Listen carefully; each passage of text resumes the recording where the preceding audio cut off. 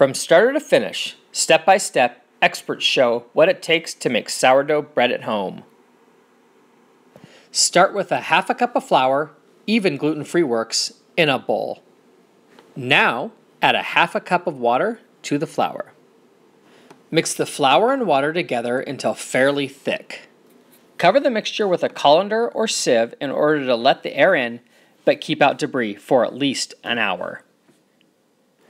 After about an hour, stir the starter a few times and transfer it to a mason jar.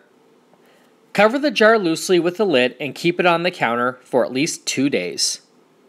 After a couple days, check the jar for presence of bubbles and you can replenish it with flour and water.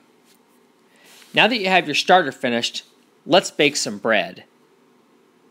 Mix 1 cup starter, 1 cup warm water, 1.5 cups flour, and cover overnight.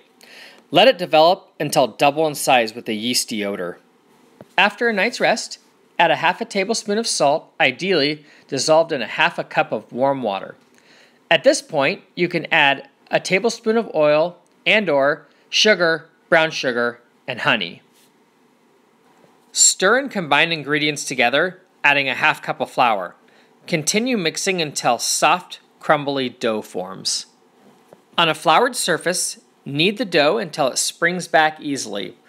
Let the dough rise twice and score the loaves just before baking.